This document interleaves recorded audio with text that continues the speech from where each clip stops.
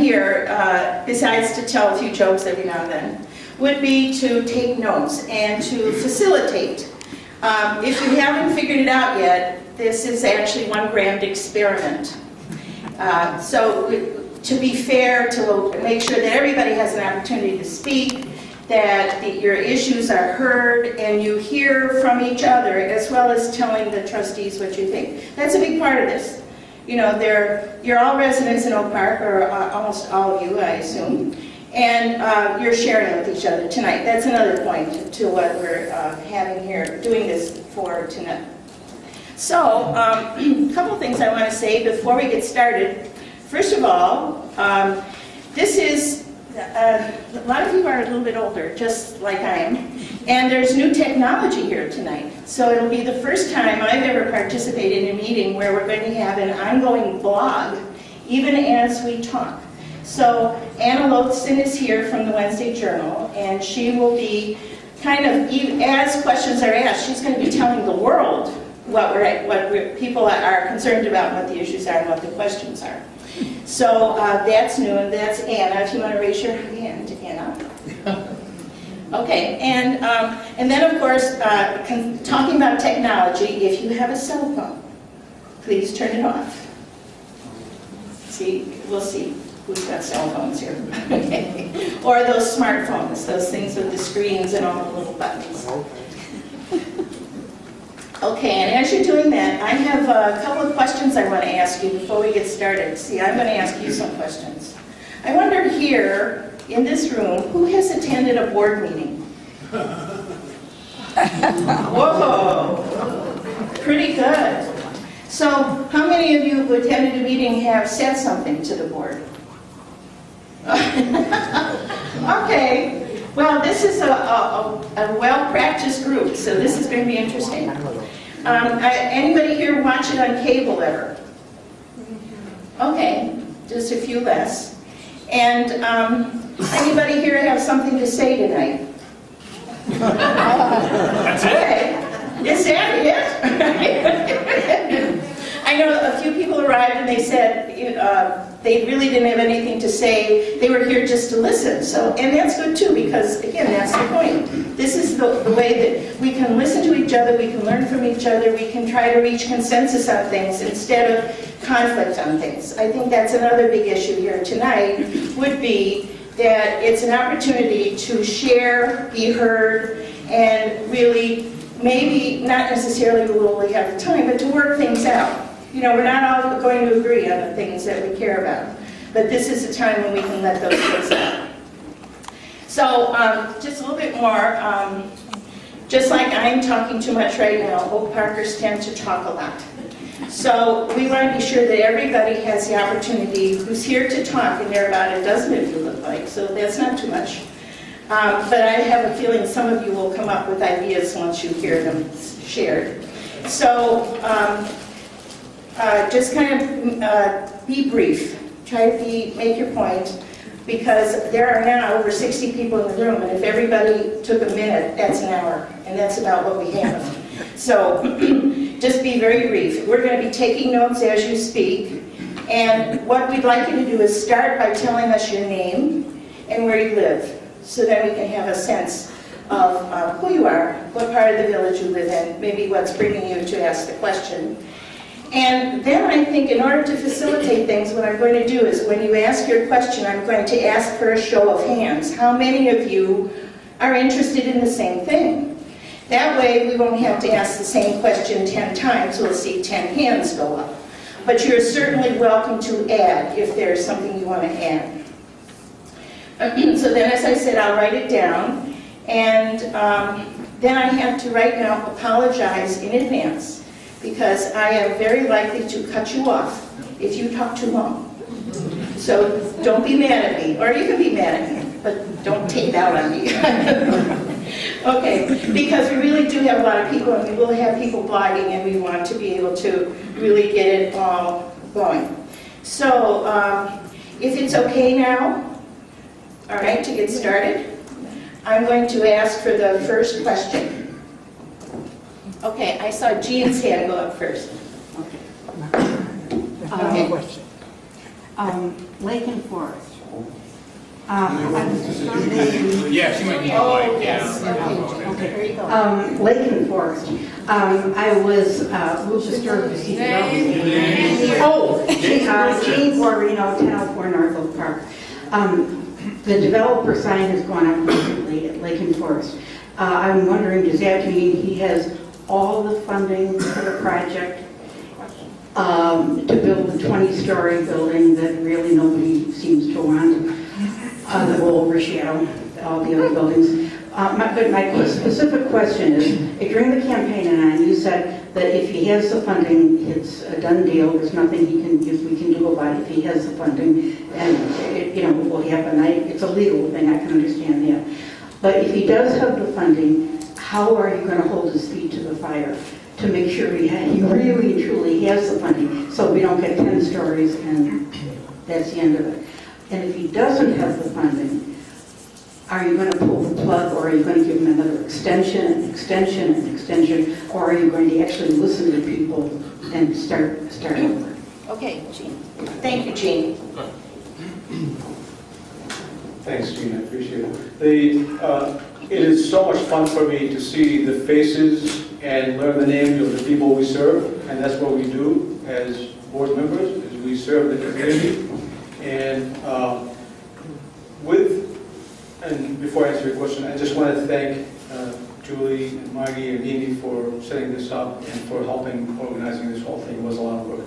But to answer your question, this project has been going on since 2006, and a long time, and that area needs to be developed.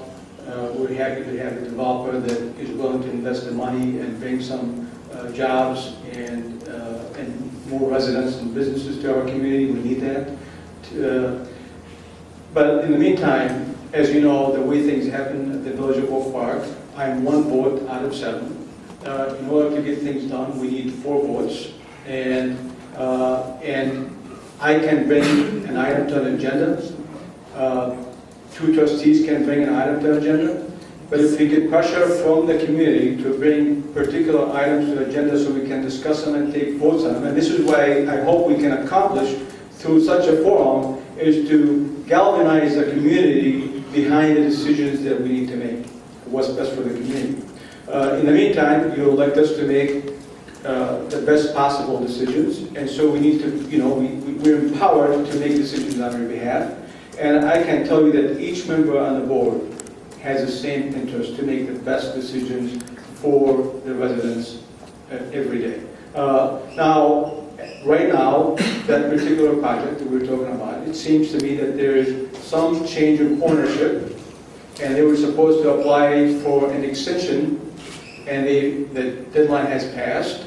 So we as a board, we have to go back and look at it from that aspect and figure out what is the best possible thing to do for the community as a whole, not for one resident or 2 or 1 block or the other, and we have to take all that into consideration. Bob, would you like to comment on that? Yeah, no, the only color I think I would add to that is the fact that the developer of that project was under kind of a strict development agreement with the village of Oak Park with certain deadlines that had to be met. One of those deadlines has not been met. The village, the entity of the village has provided the proper notice to them saying, you missed the deadline. They have to get back to us now within 30 days. So this likely will appear on our agenda again in mid to late September. I'm curious as to how many other people have this as a concern or an interest, if you'd raise your hand. That's quite a few. That looks like at least half, don't you think? More than half? 2/3? 2/3? Yes? Okay. So I'm going to make a note of that. That in this body of residents, there's a concern amongst at least 2/3 of you that Lake and Forest is something that needs to be dealt with. Anybody have anything to add? I just want to add anything. To the Lake and Forest Yeah. issue? Okay. Yeah, real quick. Sydney? I do a lot of walking because I don't take the car. Oh, Sydney Bayman. And so I see more Where do you things. live, Sydney? 201 Lake Street, 13th floor, beautiful sunset. Don't forget the sunset. because I wanted to move out many times, but my son says, Mom, what about the sunsets? So I stayed put. Anyway, on that note, I am concerned with the fact that I go down Oak Park and there's a lot of stores vacant. There was that beautiful flower shop that is vacant. There are so many vacancies. Are you going to build more stores when we have all these vacancies? People are broke. The economy is in a bad, bad way. Just ask my son. Here you go. Okay, thank you, Sydney. So you're concerned about more empty stores, or how would we say that? More stores is the question. Additional development when there's already lots of vacancies. Oh, so vacancies is the concern. Well, Vacancies already, I you walk can't by control it what's every already day. built, it's building more on top of vacancies. Okay, all right, thank you. All right, so we're going to take another question now. Hey, Tom, I saw your hand there. Who are you and where do you live? I'm Tom Broderick. I live in the corner of Pleasant and Ridgeland in Oak Park. And I know this is not going to come as a surprise. I'm here to talk about the living wage that we've been trying to get the village board to work on for quite some time. I've talked to both of you. I've talked to everybody else on the board here. And there's no movement. And we were told at one point it might be June, it might be July. It's now August, and you're not going to meet again probably until September. Is there a way to get a real date when you will take up the issue of the living wage, rather than, I mean, I heard you say it takes one, or you could bring it to the agenda, or two trustees. I believe we have trustees who are willing to put it on the agenda. It just doesn't seem to get there, and that's my question. Can we get it there? Can we get a date to get it there here tonight?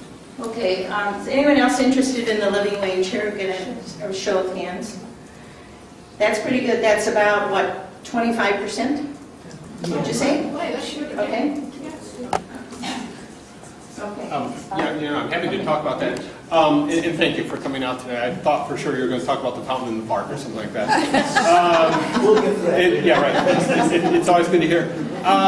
And I'm Reese, for example. Right, and I got to be honest, I mean, perhaps I'm just as much to blame as anyone else, because the concern has been expressed any number of times that people want this addressed. There wasn't exactly a final resolution to it the first time it came before the board, and perhaps there needs to be a final resolution.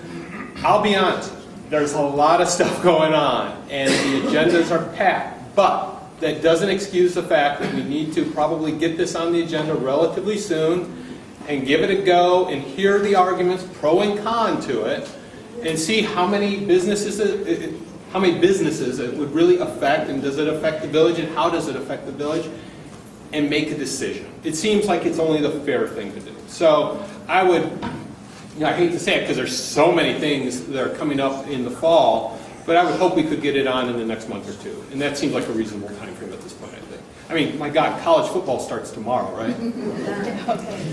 All right, thank you. All right, no? No, I agree with Okay, Bob, so I okay. agree. President Abu-Taleb agrees. All right, next question, please. All right, in the far back, your hand, sir. Name and address. Rich Scher, 1209 North Euclid, so way up at the north. I think the village should take a hard look at privatizing many, if not most, of the services that are offered. And keep it short, I'll tell a quick story about the forestry department. Many of you who, I don't think it hit the south side as much as the north, but last month there was a windstorm, knocked down a lot of trees.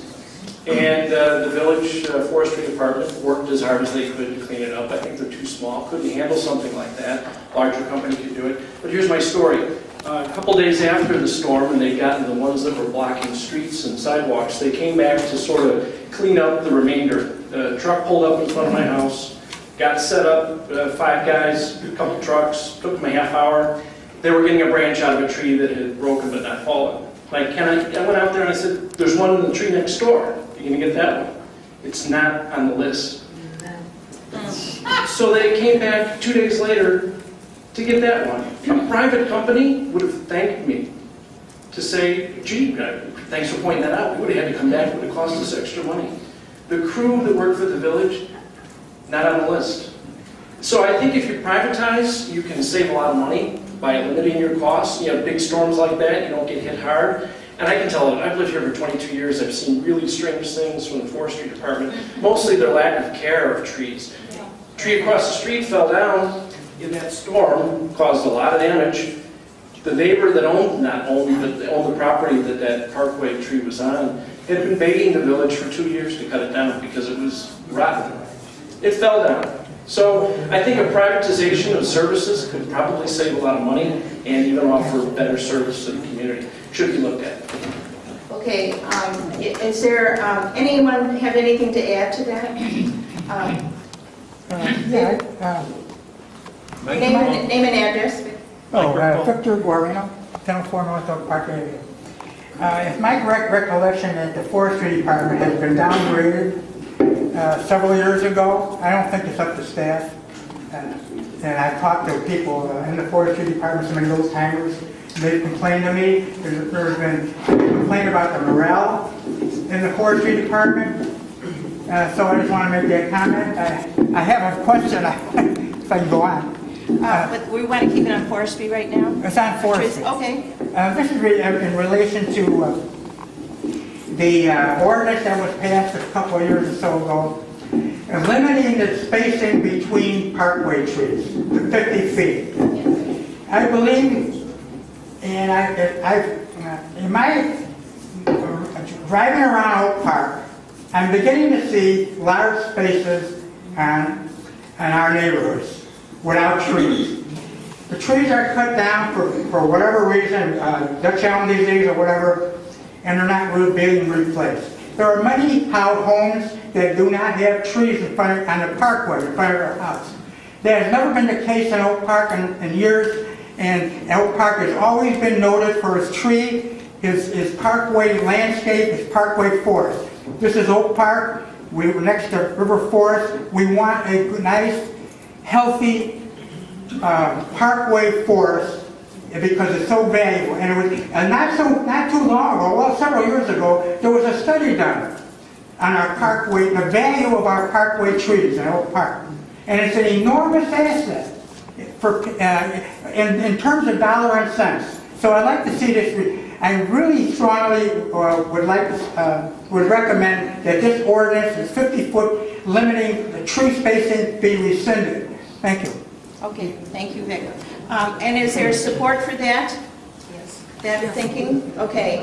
We'll just take one more comment on trees. If there's, was it Frank? Yes. Frank Bozak, 804 South Humphrey. I have a tree comment and a privatizing comment. Tree comment. If you live near the highway, the Eisenhower, if you were to set a device out to see how much carbon monoxide you breathe every day, you would discover you breathe a lot. Every tree decreases the amount of carbon monoxide that those of us who live by the highway breathe.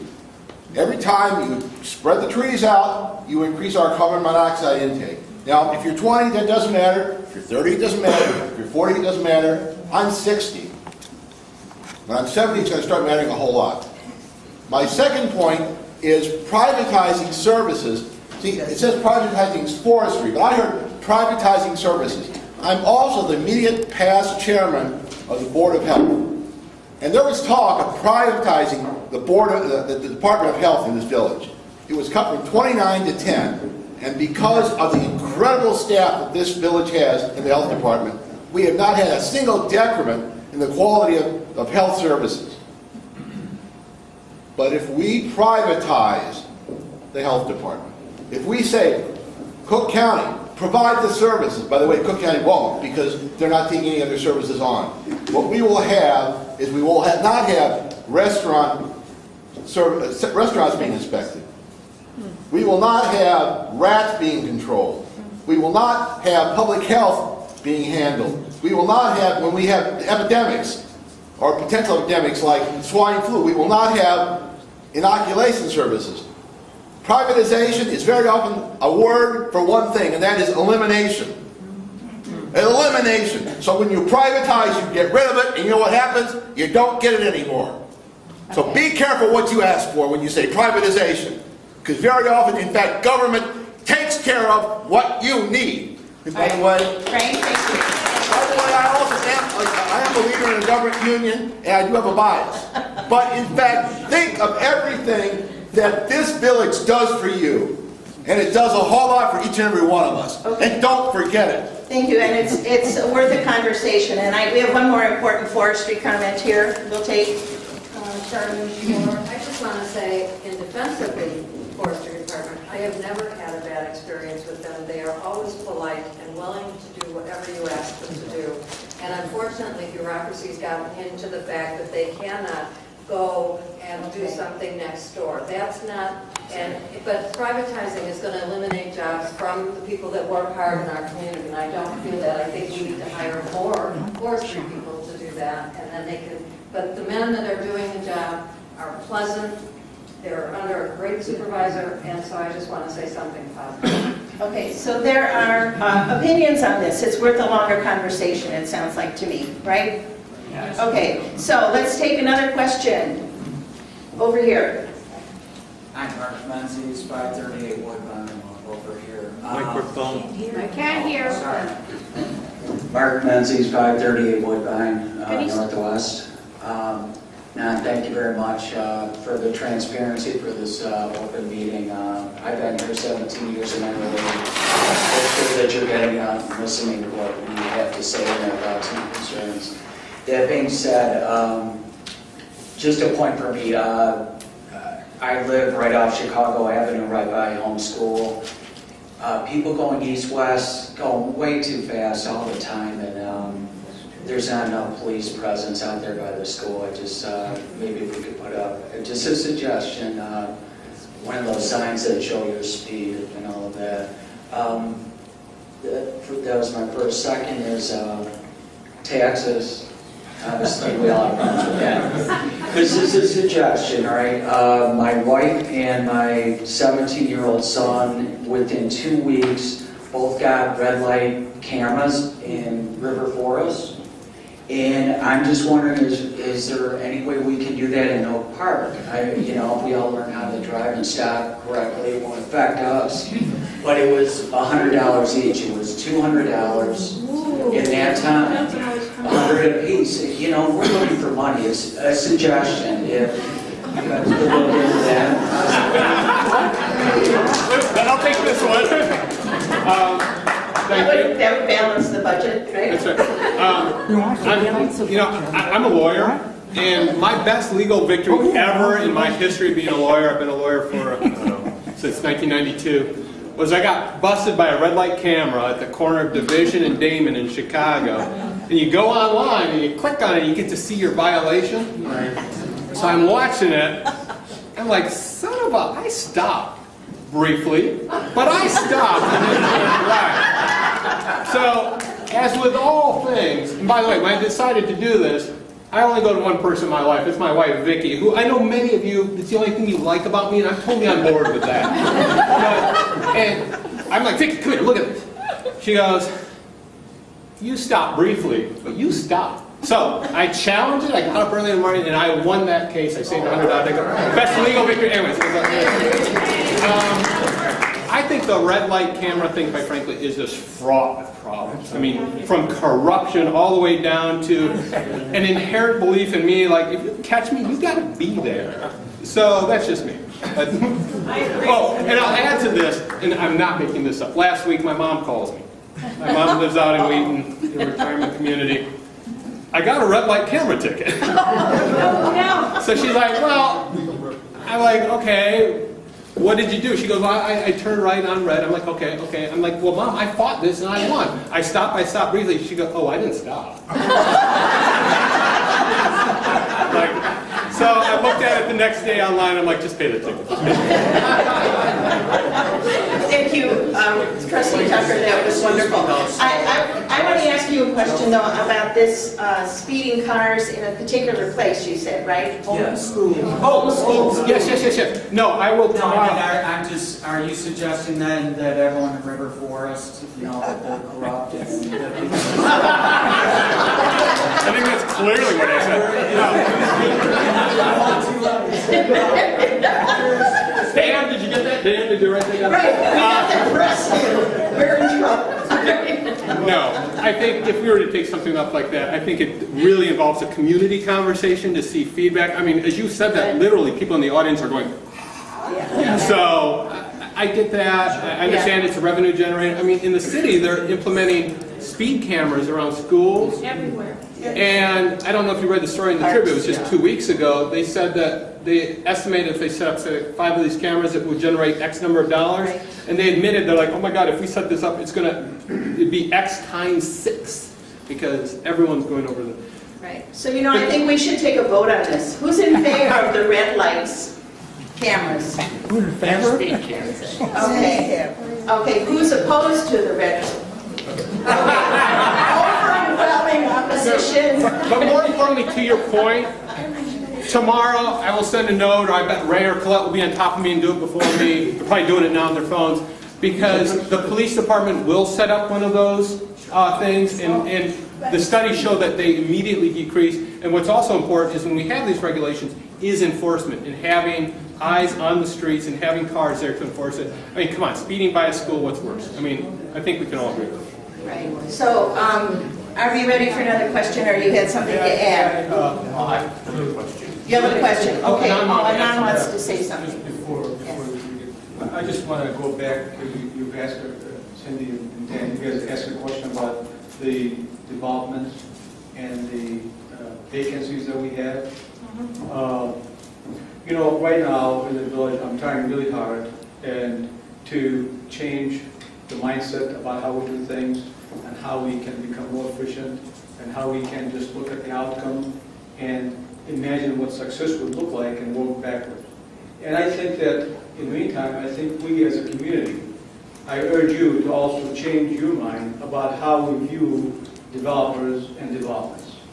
Because developers who come in here and invest in our communities, we need them. We need them because they create jobs. We need them because they create vitality. We need them because they make our town more desirable to live in. We need them because we need them to help us at least maintain the taxes at the same level they are. And as you know, expenses go up, which means we in the village have to comply with raises for employees and so forth. And you know, when you have 80% of $50 million in wages, and if you increase that by 2.5%, where's the money going to come from? And so, at the end of the day, we have to be. I want our community to be open-minded and welcoming to developments that make sense for our community. Because, as you know, it takes all of us together to make this work. It's not just the board, and it's not just the staff, but also that we need the community to be engaged and welcoming to the businesses and developers that come here. Okay? And the other issue with the other vacancies, I think there are two isolated problems. There are two isolated problems, and they need two isolated solutions. Many of the vacancies that we have today, some of them are not a good fit for the people who are looking for that particular space and so forth. And so we're working on it, believe me. It's a topic that we talk about all the time in the village. And it's a topic that I decided to run it because it's a high priority for me. And I just want us to all be focused on the outcome for what's best for OakPark, not what's best for one person. It brings me back to the red cameras. On a personal preference, of course I don't want red cameras. But if it provides safety, and if it provides a little income, and if it provides some security for certain areas in the community, I want to look at it in that point of view too. So, and you can see that Bob and I may disagree on a couple of things, but one way or the other, we have to debate that issue in such a way, what is best for OakPark as a whole? And that's what we're trying to do. Thanks. Thank you. Yes, community conversation, hearing what the community wants and needs is really important. And you were going to speak, sir. My name's Harold Poland. I live at 217 North OakPark Avenue. And I got a comment about our downtown. It's economic engine for OakPark, and it has to be a pleasant place to be for people to want to shop here. And what I see here is a detriment to our downtown. It's a total lack of regard for the pedestrian on the sidewalk. We have bicycle riders, skateboarders. We have signs up prohibiting this, and it's completely ignored. I have seen police stop a bicycle rider and say, You know, you cannot ride your bicycle, you don't have to walk your bicycle. They do, they walk it down the next block, and they get back on it. I was downtown Saturday night, over by Lake in Marion. There were 5 bicycle riders going in tandem down the street. I tell you, this is a dangerous situation. I don't know why it's not enforced, by not being enforced. It's a travesty of a law.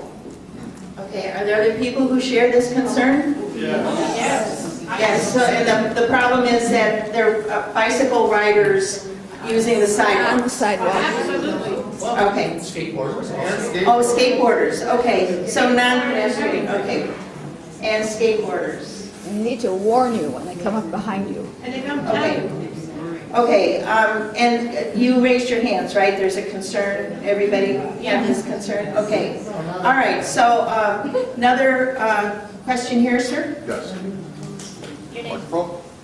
I'm Mike Lennox, 202 North Ridgeland, kind of a segue to the development and such, Forest and Lake.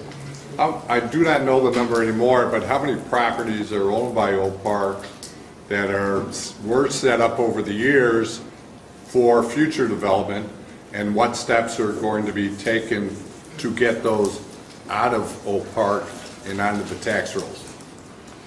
Okay, does anyone else have that shared concern about the village owning property and, okay, so that is also, I'd say at least half. Okay, any response?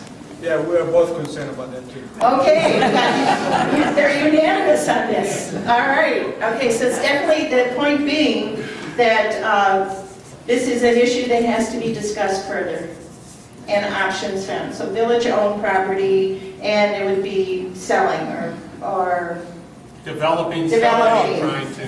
developing. How many are there? Does anybody know? 19. 19. But who's counting? 19. Now, well, let's be very clear about that. A lot of these properties are very small, with parking lots and things like that, the village owns and for parking. But the key issue here, and I think all of us agree on this, it's too many. The worst thing is that they're not generating tax revenue to keep the burden down on Oak Park residents. So, granted, we're all coming out of the Great Recession, but now is sort of the time to act, right? And to get these things off the roll and get them generating tax revenue. And I think we've taken some very proactive steps on different sites. And most recently at the board table, there's been a very proactive movement to try to get something done, sort of as a catalyst, I think that would be the word, at Oak Park and Madison, which, as you know, is a big empty lot. And to get something going there, because, let's be honest, Madison is a challenge, and if we can get something going on Madison and really get development and interest on the entire stretch, it's nothing but a huge benefit for Oak Park. Okay. Lee, you've been waiting for a while. Lee Brook, 165 North Kenilworth. And I appreciate your asking most people to use that microphone, because many of us have hearing problems, and people sometimes say, you don't need a mic, can you hear me? And then they go on. But Do you need a mic, Lee? Is that what you're trying to tell me? I don't know, but